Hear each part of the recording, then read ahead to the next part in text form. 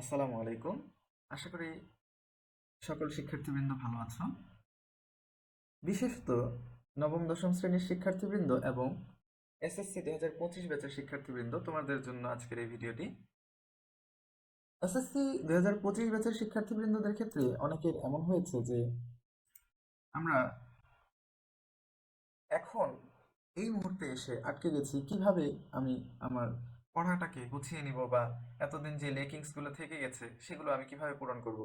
অনেকেই হয়তো প্রিপারেশন ব্যাচে খাপ খাইয়ে দিতে পারছো না, এবং বিভিন্ন পড়া কিন্তু ভালো মতো শেষ করতে পারছো না, তাই উদাসীন হয়ে গেছো। তো এখানে উদাস হওয়ার কিছু নেই, পর্যাপ্ত সময় রয়েছে। ইনশাল্লাহ চেষ্টা করলে তুমি এখন থেকে যদি চেষ্টা করো তাহলে কিন্তু পারবে। আজকে আমরা আলোচনাটা দেখব এবং মনোযোগ সহকারে দেখব, যেন এই আলোচনার কোনো অংশ আমরা স্কিপ করে না যাই। একবার দেখলেই যেন আমার অধ্যায়টা সম্পূর্ণরূপে হয়ে যায়। আমার উদ্দেশ্য থাকতে হবে, মুখস্থ করার অভ্যেসটা আমাকে ত্যাগ করতে হবে, বেসিকটা ভালো মতো শিখতে হবে। কারণ একটা গাছের কথা যদি আমরা চিন্তা করি, একটা গাছের গোড়া যদি মজবুত না হয় তাহলে কিন্তু এটা ভবিষ্যতে গিয়ে বেঁকে যায় বা সঠিকভাবে উঠতে পারে না উপরের দিকে। আর যদি মানুষের ক্ষেত্রে বেসিক ভালো মতো না হয় তাহলে কিন্তু ভবিষ্যতে গিয়ে সে অনেক পড়াশোনায় বুঝবে না। তাই আমরা বেসিকটা ভালো করার চেষ্টা করব। কথা না বাড়িয়ে আমি আজকের ভিডিও শুরু করছি। আজকে আমরা জানবো পদার্থবিজ্ঞান বইয়ের প্রথম অধ্যায় ভৌত রাশি এবং পরিমাপ নিয়ে। যে সকল বস্তুর ভর নির্দিষ্ট আয়তন আছে, বল প্রয়োগে বাধা প্রদান করে, তাদেরকে আমরা বলবো পদার্থ, যেমন বাতাস, মানুষ, তেল ইত্যাদি। ভৌত মানে হলো এমন কিছু যার অস্তিত্ব আছে, আর ভৌত জগৎ অর্থ হলো পদার্থের বা বস্তুর জগৎ। এই ভৌত জগতে যা কিছু আমরা পরিমাপ করতে পারি তাকে আমরা ভৌত রাশি বা সংক্ষেপে রাশি বলে থাকি, যেমন দৈর্ঘ্য, প্রস্থ, ভর, আয়তন ইত্যাদি। আমাদের দৈনন্দিন জীবনের প্রায় প্রতিটি ক্ষেত্রে মাপযোগের বিষয়টা জড়িয়ে আছে।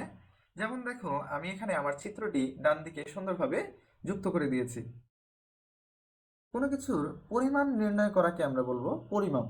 আমরা ভৌত রাশি এবং পরিমাপ নিয়েই, বা physical quantities and their measurements নিয়েই এই অধ্যায়ে আলোচনা করব।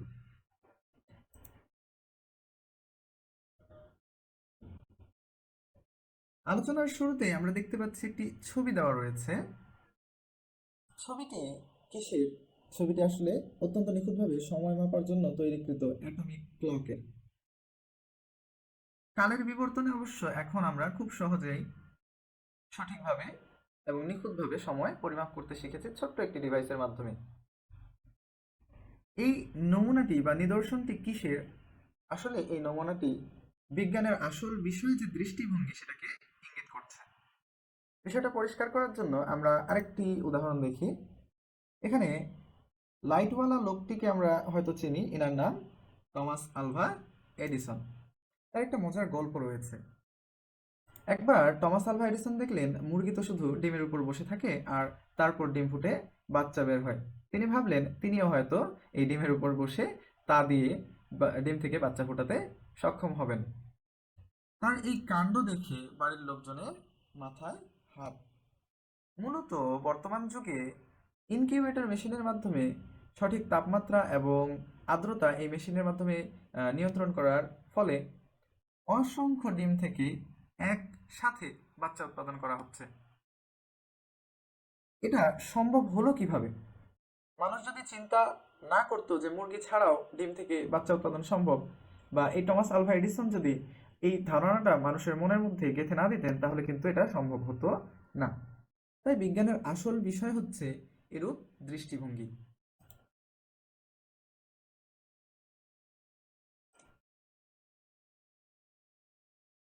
পদার্থবিজ্ঞানের ইতিহাস পড়লেই আমরা দেখব এটি তাত্ত্বিক এবং ব্যবহারিক বিজ্ঞানীদের সম্মিলিত প্রচেষ্টায় গড়ে উঠেছে।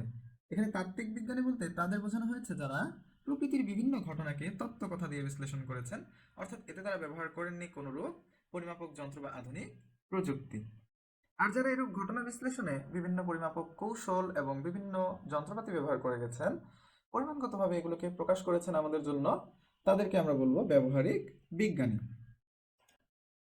এরপরে আমরা দেখতে পাচ্ছি এই অধ্যায় পাঠ শেষে আমরা কি কি শিখব। তোমরা এটা বই দেখে পড়ে নিও। তাহলে আর দেরি না করে চলো আমরা অধ্যায়টির মূল আলোচনায় চলে যাই।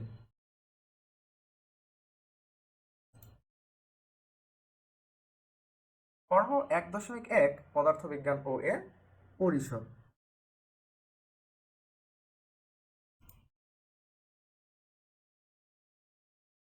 সাধারণভাবে আমরা বলতে পারি বিজ্ঞানের যে শাখা পদার্থ আর শক্তি এবং এ দুইয়ের মাঝে যে অন্তঃক্রিয়া বা ইন্টারাকশন তাকে বোঝার চেষ্টা করে সেটাই হচ্ছে পদার্থবিজ্ঞান। পদার্থ এবং শক্তির কথা আমরা বললাম। পদার্থ বলতে শুধু আমাদের চারপাশে দৃশ্যমান পদার্থ নয়, পদার্থ যা দিয়ে গঠিত হয়েছে অর্থাৎ অণু পরমাণু থেকে শুরু করে ইলেকট্রন প্রোটন নিউট্রন কোয়ার্ক বা স্ট্রিং সবকিছুকেই বোঝায়। আর শক্তি বলতেও আমাদের পরিচিত স্থিতিশক্তি, গতিশক্তি, মধ্যাকর্ষণ শক্তি বা বিদ্যুৎ চৌম্বকীয় শক্তি ছাড়াও সবল কিংবা দুর্বল নিউক্লিয় শক্তিও হতে পারে। এই শক্তিগুলো সম্পর্কে আমরা ধারাবাহিকভাবে জানবো, কিন্তু কোয়ার্ক এবং স্ট্রিং সম্পর্কে পরবর্তীতে আলোচনা পাবো না আমরা। কোয়ার্ক এবং স্ট্রিংটা সম্পর্কে আমরা একটু জেনে নিই।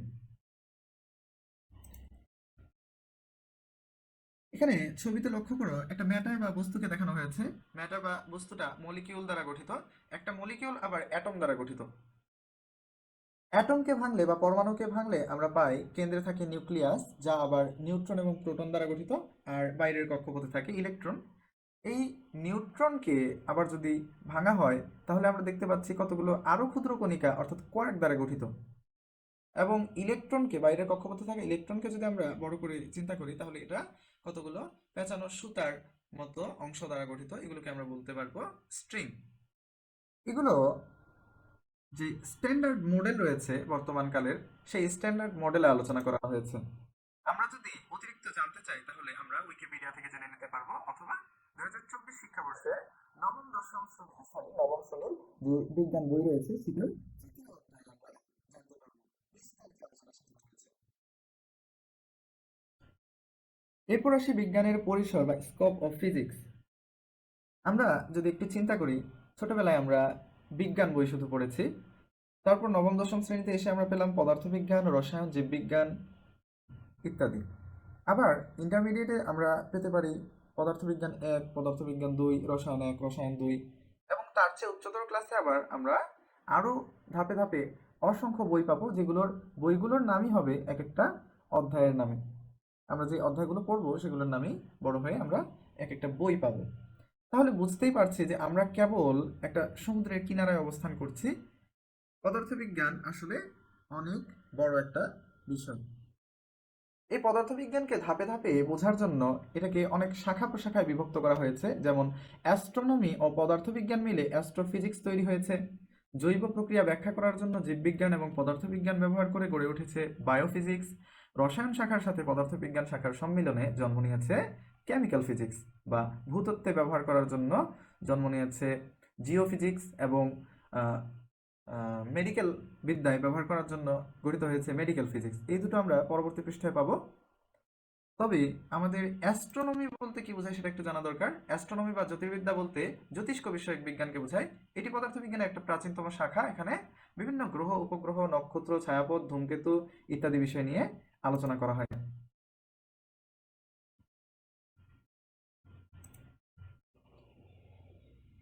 এরপরে দেখো, পঠন পাঠনের সুবিধার জন্য আবার পদার্থবিজ্ঞানকে দুটি মূল অংশে ভাগ করা হয়। একটা হচ্ছে ক্লাসিক্যাল বা সনাতন পদার্থবিজ্ঞান, এবং অন্যটি হলো আধুনিক পদার্থবিজ্ঞান। ক্লাসিক্যাল বা সনাতন পদার্থবিজ্ঞান আসলে কি? বড় দৈর্ঘ্য বা দূরত্ব, অধিক ভর, আলোর গতির চেয়ে কম গতি, ক্ষুদ্র শক্তি ইত্যাদি দ্বারা আমাদের চারপাশে যে দৃশ্যমান প্রকৃতি রয়েছে সেই প্রকৃতির ঘটনাগুলোকে বর্ণনা করে। আর মডার্ন বা আধুনিক পদার্থবিজ্ঞান ক্ষুদ্র হতে বৃহৎ পর্যন্ত, অর্থাৎ সমস্ত দৃষ্টির অগোচরেও যে ঘটনাগুলো ঘটে সেই ঘটনাগুলো নিয়েও আলোচনা করে। ক্লাসিক্যাল পদার্থবিজ্ঞানের বা সনাতন পদার্থবিজ্ঞানের আলোচ্য বিষয় ছিল বলবিজ্ঞান, শব্দবিজ্ঞান, তাপ ও তাপগতি বিজ্ঞান, বিদ্যুৎ ও চৌম্বক বিজ্ঞান এবং আলোক বিজ্ঞান। আর আধুনিক পদার্থবিজ্ঞানের আলোচ্য বিষয় হলো আণবিক ও পারমাণবিক পদার্থবিজ্ঞান, নিউক্লিয় পদার্থবিজ্ঞান, কঠিন অবস্থার পদার্থবিজ্ঞান ও পার্টিকেল ফিজিক্স। এই উদাহরণগুলো আমাদেরকে মনে রাখতে হবে, বইয়ে দেওয়া রয়েছে এই উদাহরণগুলো। আমাদের এই উদাহরণগুলো এমসিকিউ আকারে হতে পারে।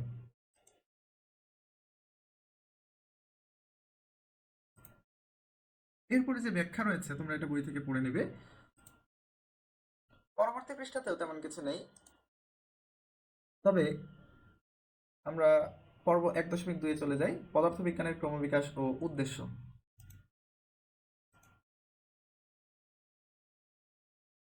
পদার্থবিজ্ঞানের ক্রমবিকাশ বা ডেভেলপমেন্ট অফ ফিজিক্স। প্রচলিত বিশ্বাসের বিরুদ্ধে কথা বলতে অনেক সাহসের প্রয়োজন ছিল বিজ্ঞানীদের, কেননা তখন ধর্মান্ধ ব্যক্তিবর্গের সামনে কথা তোলা এত সহজ ছিল না। তাদের ধর্ম যা বলতো তাই তাদের মানতে হতো। এজন্য অনেক বিজ্ঞানীকে পুড়িয়ে মারারও উদাহরণ রয়েছে। এখানে বিজ্ঞানীদের এই অবদানের যে সময়টা সেটাকে কয়েকটা পর্বে ভাগ করা হয়েছে, আদি পর্বে এখানে ভাগ করা হয়েছে।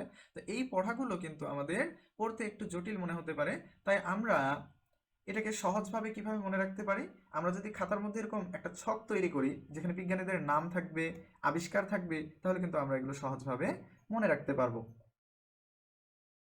এখানে তোমাদের সুবিধার জন্য কিছু বিজ্ঞানীর নাম দিয়ে ছক তৈরি করে দেওয়া হয়েছে। তোমরা এভাবে দেখে দেখে খাতার মধ্যে ছক তৈরি করবে এবং পড়াটা একবার চোখ বুলিয়ে নিলে আমার মনে হয় যে অনেক সহজে তোমরা এটা মনে রাখতে পারবা। বিসি 624 থেকে 586। বিসি বলতে এখানে কি বুঝিয়েছে? বিসি দ্বারা বিফোর খ্রিস্ট বা খ্রিস্টপূর্ব বোঝানো হয়েছে।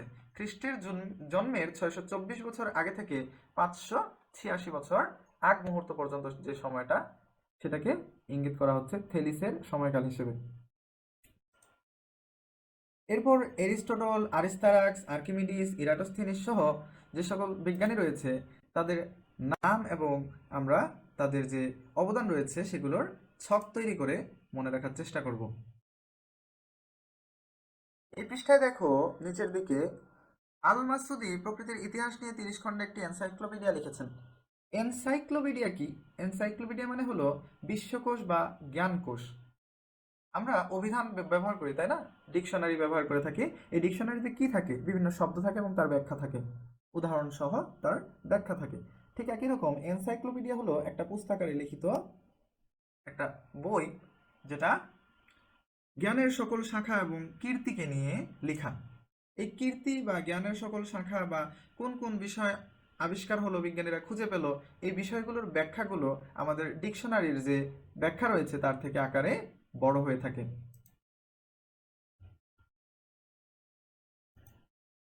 পরের পৃষ্ঠায় বিজ্ঞানের উত্থান পর্ব নিয়ে আলোচনা করা হয়েছে। এখানেও কিছু বিজ্ঞানের নাম রয়েছে।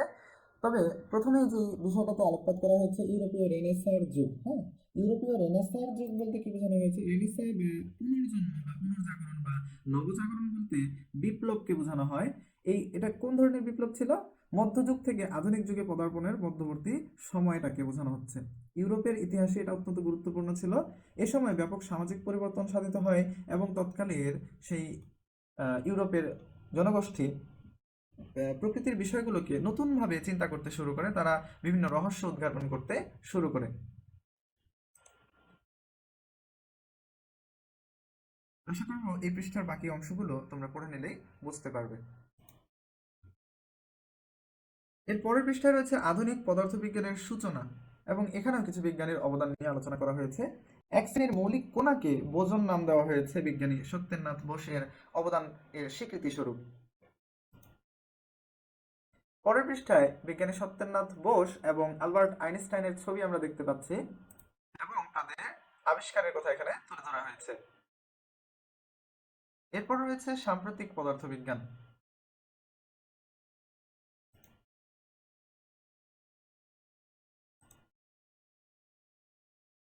তারপরে রয়েছে পদার্থবিজ্ঞানের উদ্দেশ্য। পদার্থবিজ্ঞানের উদ্দেশ্য এখানে তিনটি বলা হয়েছে। একটি হচ্ছে প্রকৃতির রহস্য উদ্ঘাটন। প্রকৃতির রহস্য উদ্ঘাটনে পদার্থবিজ্ঞানের ভূমিকা অত্যন্ত গুরুত্বপূর্ণ। পদার্থবিজ্ঞান প্রকৃতির রহস্যগুলো নিয়ে আলোচনা করে। এরপরে রয়েছে প্রকৃতির নিয়মগুলো জানা। পদার্থবিজ্ঞান প্রকৃতির নিয়মগুলো আমাদেরকে জানিয়ে দেয়।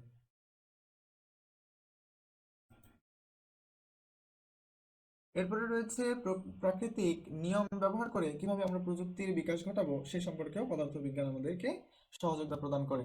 আমরা পদার্থবিজ্ঞানের মাধ্যমে বা পদার্থবিজ্ঞান প্রয়োগ করার মাধ্যমে আমাদের জীবনযাত্রার মান উন্নত করতে পারি এবং প্রযুক্তির বিকাশ ঘটাতে পারি।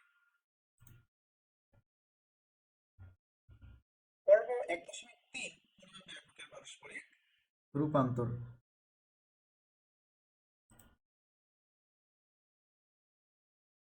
ভৌত রাশি এবং তার পরিমাপ, এটা আমরা এর আগে আলোচনা করেছি। পরিমাপ কি, ভৌত রাশি কি। এখানে দেখো বিজ্ঞানের সবচেয়ে গুরুত্বপূর্ণ বিষয় বলা হয়েছে নিখুঁতভাবে পরিমাপকে। কারণ বিজ্ঞানের ভাষা বলা হয়ে থাকে গণিতকে। এখানে এসআই ইউনিটে 7টি ভিন্ন ভিন্ন ভৌত রাশি এবং তাদের একককে ছক আকারে উপস্থাপন করা হয়েছে। দৈর্ঘ্য, ভর, সময়, তাপমাত্রা, তড়িৎ প্রবাহ, দীপন তীব্রতা এবং পদার্থের পরিমাণকে আমরা সর্বজন স্বীকৃত মৌলিক রাশি বলতে পারি। সর্বজন স্বীকৃত 7টি মৌলিক রাশি এখানে তুলে ধরা হয়েছে এবং তাদের এককগুলো দিয়ে দিয়েছে, সিম্বল দিয়ে দিয়েছে। এগুলো আমরা মেমোরাইজ করব। কোনো কিছুর পরিমাণ নির্ণয় করাকে বলা হয়ে থাকে পরিমাপ। কোনো কিছু বলতে এখানে রাশি বা ভৌত রাশিকে বোঝানো হচ্ছে। এই জগতে আমরা যা কিছু পরিমাপ করতে পারি তাকে আমরা রাশি বলি। কোনো রাশির পরিমাণ প্রকাশ করতে হলে আমাদের দুইটি অংশের প্রয়োজন। একটি হচ্ছে সংখ্যা বা মান, অন্যটি হচ্ছে একক। এখানে সংখ্যাটি রাশিটি এককের কত গুণ তা নির্দেশ করে থাকে। যেমন ভর 56 কেজি, 56 গুণন 1 কেজি, অর্থাৎ কেজি বা 1 কেজির কত গুণ, সেই 56 গুণ সেই সংখ্যাটা নির্দেশ করছে। আর ওজনের ক্ষেত্রেও 65 নিউটন, 65 গুণন 1 নিউটন, অর্থাৎ 1 নিউটনের বা শুধু নিউটনের 65 গুণ, এটাই নির্দেশ করছে এই সংখ্যাটি। এখানে ভরকে আমরা মৌলিক রাশি বলবো। মৌলিক রাশি কাকে বলে? যে সকল রাশিকে ভাঙলে অন্য কোনো রাশি পাওয়া যায় না এবং লব্ধ রাশিগুলো যেই সকল রাশি দ্বারা গঠিত তাদেরকে আমরা বলবো মৌলিক রাশি। অর্থাৎ মৌলিক রাশির সাহায্যেই লব্ধ বা যৌগিক রাশিগুলো গঠিত হয়। মৌলিক রাশির একককে আমরা বলবো মৌলিক একক। অন্যদিকে যৌগিক রাশি কাকে বলে? যে সকল রাশি মৌলিক রাশি থেকে গঠিত হয় তাদেরকে আমরা বলবো যৌগিক রাশি। অর্থাৎ যৌগিক রাশিকে ভাঙলে আমরা একাধিক মৌলিক রাশি পাবো। যৌগিক রাশির একককে আমরা যৌগিক একক বলে থাকি। কিন্তু এই যে ওজন সম্পর্কে আমরা পড়লাম, এই ওজনটা কিভাবে যৌগিক রাশি বা লব্ধ রাশি? ওজনকে ভাঙলে আমরা পাবো ভর গুণন অভিকর্ষজ ত্বরণ। অভিকর্ষজ ত্বরণ এক প্রকার ত্বরণ, তাই ত্বরণের সূত্র আমরা এক্ষেত্রে ব্যবহার করতে পারি ভর গুণন বেগের পরিবর্তন ভাগ সময়। ত্বরণ সমান যে ভর গুণন ত্বরণ সমান যে বেগের পরিবর্তন ভাগ সময়, এটা আমরা দ্বিতীয় অধ্যায়ে পাবো। আচ্ছা, বেগের পরিবর্তন, বেগের পরিবর্তনও মূলত বেগ। কেন? আমরা একটু চিন্তা করি, একটা গ্লাসে যদি আমি পানি নেই এবং অন্য একটা ফাঁকা গ্লাসে যদি কিছু পরিমাণ পানি ঢেলে দেই, তাহলে আমার এই গ্লাসে কি থাকবে? পানি থাকবে। ঠিক একই রকম ভাবে বেগ থেকে যদি আমরা একটা বেগ বাদ দেই, তাহলে বেগের পরিবর্তনও আমাদের বেগ হিসেবেই থাকবে। তাই আমরা বেগের সূত্র এখানে অ্যাপ্লাই করতে পারি, সরণ ভাগ সময়। তাহলে আমরা আলটিমেটলি কি পেলাম? ওজন সমান ভর গুণন সরণ ভাগ সময় স্কয়ার। যেহেতু এখানে 3টি মৌলিক রাশির সমন্বয়ে ওজন রাশিটি গঠিত, তাই ওজন একটি যৌগিক রাশি বা লব্ধ রাশি।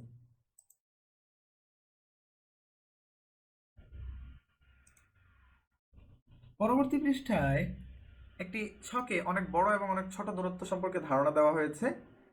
তো এখানে এই মানগুলো আপাত দৃষ্টিতে সঠিক প্রকৃত মান এগুলো নয়, কেননা এখানে একটিরও দশমিক মান ব্যবহার করা হয়নি। এরপর রয়েছে পরিমাপের একক বা ইউনিটস অফ মেজারমেন্টস। পরিমাপের আদর্শ পরিমাণকে পরিমাপের একক বলা হয়। বিভিন্ন দেশে প্রচলিত দৈর্ঘ্য, ভর, সময় পরিমাপের বিভিন্ন পদ্ধতি রয়েছে। যেমন সিজিএস পদ্ধতি, সেন্টিমিটার গ্রাম সেকেন্ড পদ্ধতিতে কোনো কোনো দেশে পরিমাপ করা হয়। আবার এমকেএস বা মিটার কিলোগ্রাম সেকেন্ড পদ্ধতিতে কোনো কোনো দেশে পরিমাপ করা হয়। এফপিএস বা ফুট পাউন্ড সেকেন্ড পদ্ধতিতেও অনেক অনেক দেশে পরিমাপ করা হয়। তবে এমকেএস পদ্ধতিটাকে সর্বজন স্বীকৃতি প্রদান করেছেন, তাই এটাকে এসআই বা সিস্টেম ইন্টারন্যাশনাল ইউনিটস বলা হয়ে থাকে। 2019 সালের পূর্বে আমরা এই কিলোগ্রাম, তারপর অন্যান্য যে একক রয়েছে, এই এককগুলোর সংজ্ঞা ভিন্নভাবে দিয়েছিলাম, কিন্তু 2019 সালে এটা পরিবর্তন করা হয়েছে বিভিন্ন ধ্রুবকের মাধ্যমে। আচ্ছা, আমরা একটা ঘটনা চিন্তা করি যে এই যে বেডের পাশে যে টুলটি আমরা দেখলাম, এই টুলের মাপ যদি আমরা কয়েকজন মিস্ত্রিকে হাত দিয়ে নিতে বলি, তাহলে এক একজনের হাত কি এক এক রকম হবে? তাই না? তাই তারা এক এক রকম টুল তৈরি করবে, যেগুলো এই জায়গায় সুন্দরভাবে সেট করা সম্ভব হবে না। তাই সকলের ক্ষেত্রে যেন একই পরিমাপ আসে এবং পরিমাপে জটিলতা সৃষ্টি না হয়, সহজভাবে পরিমাপ করা যায়, এর জন্য পরিমাপে একক থাকা অত্যন্ত গুরুত্বপূর্ণ। তোমরা এবার ভাবো দেখি পরিমাপে একক কেন প্রয়োজন?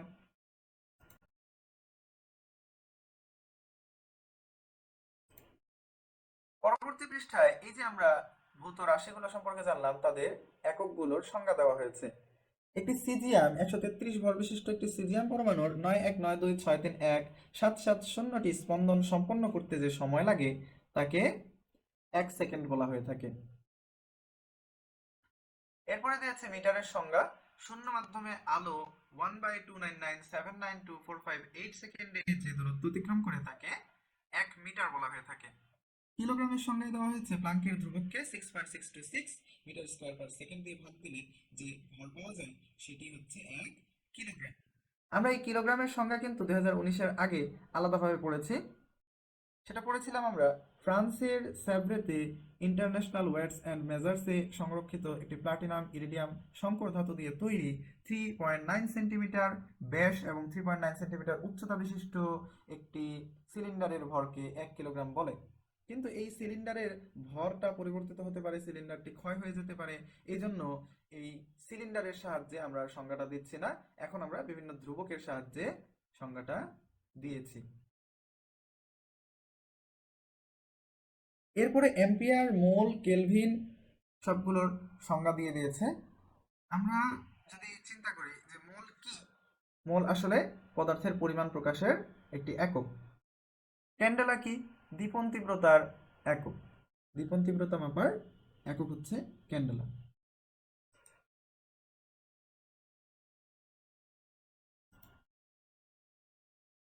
আচ্ছা, আমরা এই যে তথ্যগুলো পড়লাম মুখস্থ বিদ্যার মতো, এবার আমরা একটু বাস্তব জীবনের সাথে মিলিয়ে নিই। স্বাভাবিক উচ্চতার একজন মানুষের মাটি থেকে পেট পর্যন্ত দূরত্বটা মোটামুটি 1 মিটার ধরা হয়ে থাকে। আমরা এই দূরত্বটাকে কাজে লাগিয়েছিলাম কোথায়? তোমরা লাগিয়েছো কিনা জানি না, তবে আমরা লাগিয়েছিলাম এটা ব্যাডমিন্টন খেলার কোর্টে ওই নেটটা টানানোর সময় আমরা এভাবে মাপ নিতাম। ঠিক আছে, 1 মিটার দূরত্ব কিভাবে মাপা হতো? এই বুক বা পেট পর্যন্ত আমরা দূরত্ব ধরে নিয়ে এভাবে কত উচ্চতায় আমরা নেটটা টানাবো সেটা ডিসাইড করতাম। 1 লিটার পানির বোতলে কিংবা 4 গ্লাসে যেটুকু পানি থাকে তার ভর হচ্ছে 1 কেজির কাছাকাছি। আমরা আমাদের বাসা বাড়িতে মাকে বা নানা নানি মাকে বা নানিকে বা দাদিকে আমরা এরকম 4 গ্লাসে 1 কেজি বা 1 লিটার এরকম মাপতে দেখেছি হয়তো। তো তাদের কাছ থেকে আমরা জেনে নিব যে 4 গ্লাসে কতটুকু হয়। হ্যাঁ, তাহলে দেখবা যে তারা বলতে পারছে, তাদের একটা আন্দাজ। আচ্ছা, 1001 এই 3টি শব্দ বলতে যেটুকু সময় লাগে সেটা মোটামুটি 1 সেকেন্ড। এরপরে অন্যান্য যেগুলো রয়েছে এগুলো তোমরা পড়ে নিবে। আচ্ছা, আমরা একটা বোতলের কথা চিন্তা করি, 1 লিটার পানির বোতল, বিশুদ্ধ পানির বোতল। আর আরেকটা 10 সেন্টিমিটার দৈর্ঘ্য, 10 সেন্টিমিটার প্রস্থ এবং 10 সেন্টিমিটার উচ্চতা বিশিষ্ট ঘনকের কথা চিন্তা করি। এই ঘনকের যে 10 সেন্টিমিটার, এটা তোমরা একটু ভাবো দেখি আমাদের যে স্টিল এর স্কেল বা কাঠের স্কেল রয়েছে এটা দিয়ে কতটুকু হতে পারে, এবং সেটা দিয়ে একটা বক্স চিন্তা করো, তোমরা মনে মনে একটা বক্স চিন্তা করো। এই বক্সের আয়তনটা আমরা একটু দেখে ফেলি। V is equals two 10 centimetre গুণন 10 সেন্টিমিটার গুণন 10 সেন্টিমিটার, অর্থাৎ দৈর্ঘ্য গুণন প্রস্থ গুণন উচ্চতা করলে আমরা পাবো 1000 সেন্টিমিটার কিউব বা 1000 ঘন সেন্টিমিটার। এই 1000 ঘন সেন্টিমিটারে আমরা এই যে এতদিন মুখস্থ করেছি 1 লিটার, এটা এইভাবে চিত্রায়িত করে আমরা মনে রাখতে পারি। একই রকম ভাবে তোমরা একটু চিন্তা করে দেখো দেখি 1 মিটার কতটুকু হতে পারে, এবং 1 মিটার দৈর্ঘ্য, 1 মিটার প্রস্থ, 1 মিটার উচ্চতা বিশিষ্ট কোন একটা ট্যাঙ্ক, সিমেন্টের ট্যাঙ্ক যদি থাকে কারো ছাদে, তাহলে সেই ট্যাঙ্কের মধ্যে কি পরিমাণ পানি রাখা সম্ভব হবে?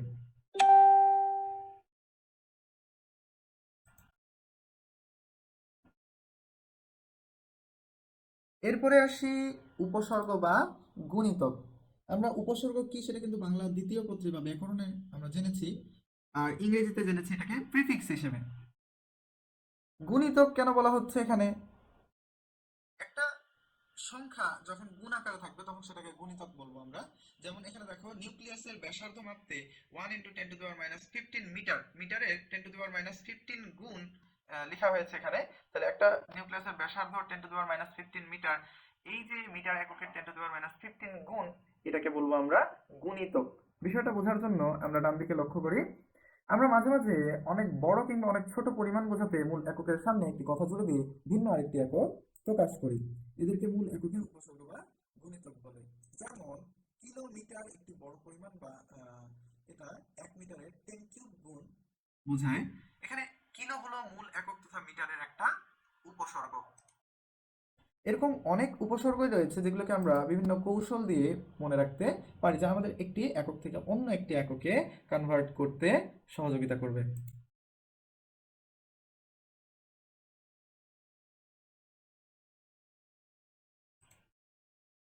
এর পরের পৃষ্ঠায় লক্ষ্য করো, একটি ছক দেওয়া রয়েছে। এসআই ইউনিটে ব্যবহৃত যে সমস্ত গুণিতক বা উপসর্গ রয়েছে তাদের একটি ছক দেওয়া রয়েছে। ছকটা আমরা একটু বড় করে দেখি।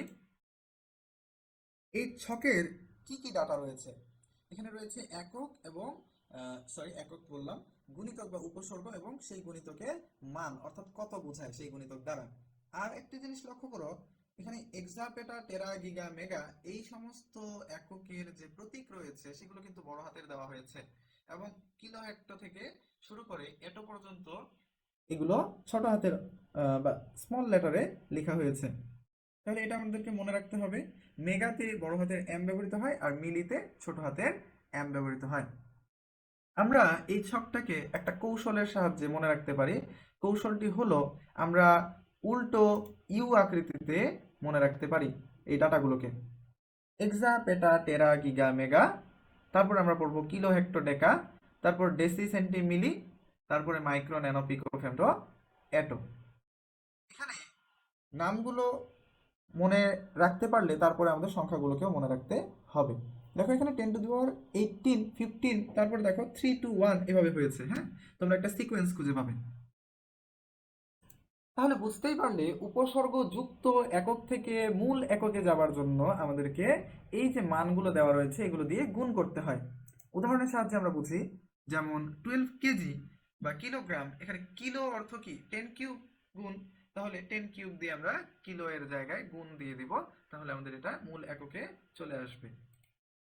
একই রকম ভাবে আমরা মূল একক থেকে যদি উপসর্গযুক্ত এককে যেতে চাই তাহলে আমাদেরকে কি করতে হবে একটু ভাবো দেখি। আমরা এর আগের যে কাজটা করেছিলাম সেটার উল্টোটা করতে চাচ্ছি, তাহলে আমাদেরকে এখানে গুণ না ভাগ করতে হবে। যেমন 15 সেকেন্ড, এটাকে মিলি সেকেন্ড যদি আমরা নিয়ে আসতে চাই বা একটা উপসর্গযুক্ত এককে নিয়ে আসতে চাই, তাহলে ওই উপসর্গের মানটা দিয়ে আমাদেরকে এখানে কি করতে হবে, ভাগ করতে হবে। তাহলে আমরা সেই উপসর্গযুক্ত এককটা পেয়ে যাব। তাহলে নিজেদের একটু যাচাই করো দেখি, বলো তো 10 পিকোমিটার সমান কত ন্যানোমিটার হতে পারে? 1 কিলোমিটার পার আওয়ার সমান কত মিটার পার সেকেন্ড হতে পারে? এবং 1 সিসি বা সেন্টিমিটার কিউব সমান কত মিটার কিউব হতে পারে? এটা তোমরা খাতার মধ্যে করে কমেন্ট বক্সে জানিয়ে দাও।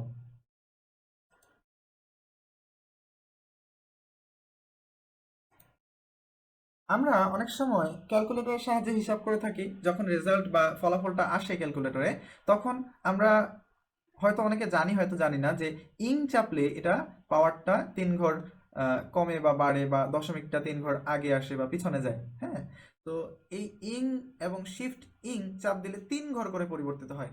এটা আমাদের অনেক সময় কাঙ্ক্ষিত মান পেতে সহায়তা প্রদান করে না। তবে আমরা যদি সংখ্যাটা থেকে খাতা কলমে করে তাহলে কিন্তু দ্রুতই আমরা কাঙ্ক্ষিত মানটা পেয়ে যাব। যেমন 1 2 3.321 সংখ্যাটিকে বৈজ্ঞানিক সংখ্যায় প্রকাশ করার ক্ষেত্রে আমরা কি করে থাকি?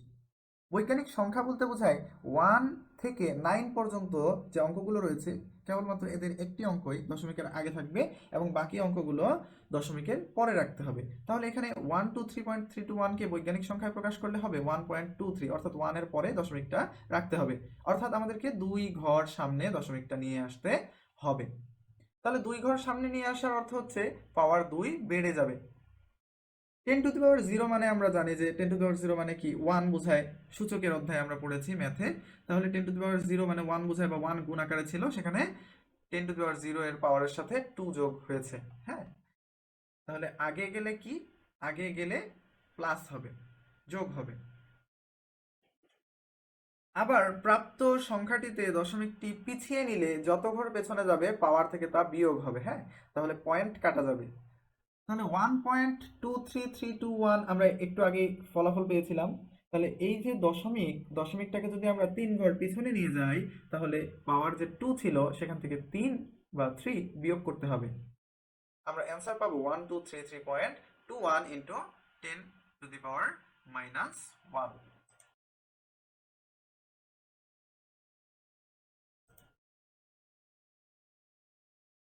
পর্ব 1.4 ভৌত রাশির মাত্রা ও এর ব্যবহার।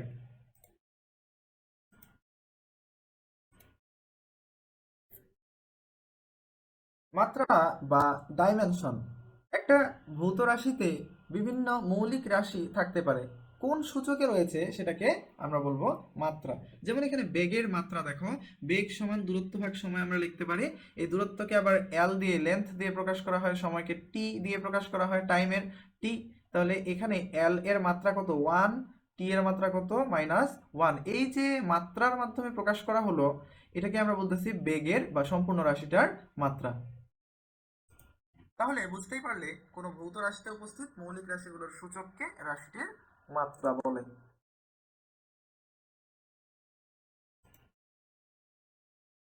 পরবর্তী পৃষ্ঠায় দেখো এফ বা বল এর মাত্রাটাকে কিভাবে লিখতে হবে তা বলা রয়েছে। এফ এর বা বল এর মাত্রা, তাই বল এর সাংকেতিক চিহ্নটাকে আমরা থার্ড ব্র্যাকেটের ভিতরে নিব এবং এম এল পার টি স্কোয়ার এটাকে আমরা সমান চিহ্নের ডান দিকে রাখবো। রাশির মাত্রা তো বোঝা গেল, কিন্তু এটা আবার কি কাজে লাগে? কোনো ভৌত রাশি যদি একাধিক রাশির উপর নির্ভর করে, যেমন এখানে বল হচ্ছে ভর এবং দৈর্ঘ্য, তারপর সময়ের উপর নির্ভর করছে, এরকম রাশির উপর যদি নির্ভর করে, তাহলে সেই রাশির সংকেত বা মাত্রা দ্বারা প্রকাশ করলে, সেই রাশির যে সংকেত বা মাত্রাগুলো আমরা লিখেছি এম এল, তারপর টি টু দি পাওয়ার -2, এই মাত্রা দিয়ে প্রকাশ করলে যে সমীকরণ পাওয়া যায়, সম্পূর্ণ যে সমীকরণটা গঠিত হয়, সেটাকে আমরা বলবো মাত্রা সমীকরণ। অর্থাৎ এটা হচ্ছে বলের মাত্রা সমীকরণ। মাত্রা সমীকরণের প্রয়োজনীয়তা। কেন আমরা মাত্রা সমীকরণ নিয়ে পড়াশোনা করছি? কেননা এর মাধ্যমে কোনো রাশির মাত্রা বিশ্লেষণ করে তার ভৌত ভিত্তি অনুধাবন করা যায়, কোন ভৌত রাশির কোনো ভৌত রাশির একক নির্ণয় করা যায়, এক পদ্ধতির একককে অন্য পদ্ধতির এককে রূপান্তর করা যায়, সমীকরণের নির্ভুলতা যাচাই করা যায়, বিভিন্ন প্রাকৃতিক রাশির মধ্যে সম্পর্কযুক্ত যথাযথ সমীকরণও গঠন করা যায়। এগুলো আমরা উদাহরণের সাহায্যে চাইলেই বুঝতে পারি, তবে আমাদের এখানে গুরুত্বপূর্ণ হচ্ছে সমীকরণের নির্ভুলতা যাচাই কিভাবে করা যায়। হ্যাঁ, আমি এটা খুব দ্রুত বলার চেষ্টা করব। কোনো রাশির মাত্রা বিশ্লেষণ করে তার ভৌত ভিত্তি অনুধাবন করা যায় কিভাবে, দেখো। কোনো প্রাকৃতিক রাশির মাত্রাকে প্রাথমিক রাশিগুলির মাত্রায় প্রকাশ করাকে মাত্রা বিশ্লেষণ বলা হয়ে থাকে। বেগের মাত্রা সমীকরণ হচ্ছে ভি থার্ড ব্র্যাকেটের মধ্যে থাকবে এবং এল পার টি আমরা লিখবো। এখানে মাত্রা বিশ্লেষণ করলে দেখা যায় এল হলো দৈর্ঘ্যের মাত্রা এবং টি হলো সময়ের মাত্রা। এই বিষয়টা নির্দেশ করছে যে বেগ পথের দৈর্ঘ্য এবং সময়ের উপর নির্ভরশীল, এবং পথের দৈর্ঘ্যকে সময় দ্বারা ভাগ করলে বেগ রাশিটি আমরা পেয়ে যাব। তাহলে এটা ছিল এই বেগ রাশিটির ভৌত ভিত্তি। হ্যাঁ, বেগ রাশিটির ভৌত ভিত্তি, এই যে এল এবং টি কি বোঝাচ্ছে সেটা। এরপরে কোনো ভৌত রাশির একক নির্ণয় করা যায় কিভাবে, দেখো। দৈর্ঘ্যের একক হচ্ছে এম এবং সময়ের একক সেকেন্ড এস। তাহলে আমরা এই যে মাত্রা পেলাম এল পার টি, ওখান থেকে আমরা মোট যে এককটা হবে মিটার পার সেকেন্ড, এটা সম্পর্কেও ধারণা পেয়ে যাচ্ছি। এরপর রয়েছে এক পদ্ধতির এককে অন্য পদ্ধতির এককে কিভাবে রূপান্তর করা যায়। দেখো, এসআই এবং সিজিএস পদ্ধতিতে বলের একক যথাক্রমে নিউটন এবং ডাইন। 1 নিউটন কত ডাইন এর সমান সেটা আমরা নির্ণয় করতে পারি। আমরা জানি বলের মাত্রা সমীকরণ F is equals to ml per t square. তাহলে সিজিএস পদ্ধতিতে দৈর্ঘ্য ভর সময়ের একক যথাক্রমে মিটার, কিলোগ্রাম এবং সেকেন্ড, এবং এসআই পদ্ধতিতে দৈর্ঘ্য ভর সময়ের একক যথাক্রমে সেন্টিমিটার। আচ্ছা, এখানে উল্টা হয়েছে কিন্তু। হ্যাঁ, উপরে হতো এসআই পদ্ধতিতে এবং পরেরটা হতো সিজিএস পদ্ধতিতে। সিজিএস পদ্ধতিতে দৈর্ঘ্য ভর সময়ের একক মূলত সেন্টিমিটার, গ্রাম এবং সেকেন্ড। আবার সিজিএস পদ্ধতিতে বলের একক হলো ডাইন এবং এসআই পদ্ধতিতে বলের একক হলো নিউটন। এখন ধরে নেই আমরা যে 1 নিউটন সমান এন ডাইন। তাহলে আমাদেরকে কি করতে হবে, এই এন এর মানটা নির্ণয় করতে হবে। দেখো, এখানে সুন্দরভাবে এন এর মানটা নির্ণয় করা হয়েছে। এখান থেকে আমরা সিদ্ধান্ত নিতে পারি যে নিউটন এককে প্রকাশিত কোনো মানকে ডাইন এককে রূপান্তর করার জন্য আমাদেরকে 10⁵ ডাইন বাই নিউটন এই রাশিটা দ্বারা গুণ করতে হবে। তাহলে আমরা এক পদ্ধতির এককে অন্য পদ্ধতির এককে রূপান্তর করে ফেলতে পারবো। সমীকরণের নির্ভুলতা যাচাই করা যায় কিভাবে? একটি বস্তুর অতিক্রান্ত দূরত্ব নির্ণয়ের যে আমরা সমীকরণ দ্বিতীয় অধ্যায়ে পড়েছি, s = ut + ½ at² এটা আমরা সহজভাবে মাত্রা সমীকরণের সাহায্যে নির্ণয় করতে পারি। অনেক সময় এটা সৃজনশীল প্রশ্নেও আসে। সমমাত্রিক নীতির সাহায্যে কোনো সমীকরণের উভয় দিকের মাত্রা বিশ্লেষণ করে আমরা একটি সমীকরণের মাত্রাগত নির্ভুলতা যাচাই করতে পারি। এখানে এস এর মাত্রা বা দূরত্বের মাত্রা হচ্ছে এল, ইউ এর মাত্রা হচ্ছে এল পার টি, সময়ের মাত্রা হচ্ছে বড় হাতের টি, টাইমের জন্য বড় হাতের টি, এবং এ এর মাত্রা হচ্ছে, এতে এক্সিলারেশন বা ত্বরণের মাত্রা হচ্ছে এল পার টি স্কোয়ার। অতএব বাম দিকে এস এর মাত্রা হচ্ছে এল এবং ডান দিকে ইউটি এর মাত্রা। আচ্ছা, ডান দিকের ইউটি একটা পদ, হ্যাঁ, এখানে লক্ষ্য করি আমরা যে ইউটি এবং হাফ এটি স্কোয়ার এগুলো কিন্তু যোগ এবং বিয়োগ দিয়ে আলাদা করা রয়েছে। তাহলে যোগ এবং বিয়োগ দিয়ে আলাদা করা প্রত্যেকটি রাশিকে আমরা এক একটি পদ বলে থাকি। এটা আমরা কিন্তু এর আগের শ্রেণীতে ম্যাথ বইয়ে আমরা এটা পেয়েছি। আচ্ছা, তো এখানে বাম দিকে এস এর মাত্রা একটি পদ রয়েছে, একটি পদের মাত্রা এল, ডান দিকে দুটি পদ রয়েছে ইউটি এবং হাফ এটি স্কোয়ার, দুটি পদের মাত্রাই এল। যেহেতু দুই দিকেই মাত্রা সমান, প্রত্যেকটা পদের মাত্রা একই, তাই আমরা বলতে পারি সমীকরণটি নির্ভুল। মাত্রাগত দিক বিবেচনায় সমীকরণটি আমরা বলতে পারি নির্ভুল। বিভিন্ন প্রাকৃতিক রাশির মধ্যে সম্পর্কযুক্ত যথাযথ সমীকরণ গঠন করা যায়। সমমাত্রিক নীতির সাহায্যে বিভিন্ন প্রাকৃতিক রাশির মধ্যে সম্পর্ক স্থাপন করা যায়। হ্যাঁ, এটা আমরা একটু দেখে নিব।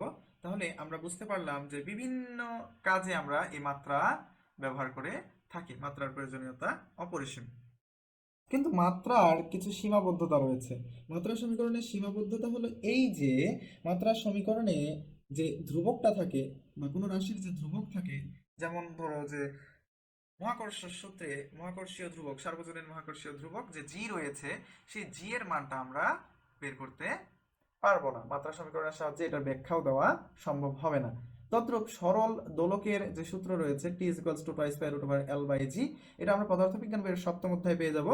তো T is equals to twice pi root over L by G সম্পর্কটির যে ধ্রুবক রয়েছে টুয়াইস পাই কিংবা থ্রাইস পাই থাকতে পারতো, এখানে তো টুয়াইস পাই নাকি থ্রাইস পাই হবে, এই সম্পর্কিত কোনো ধারণাই আমরা মাত্রা সমীকরণের সাহায্যে পেতে পারি না।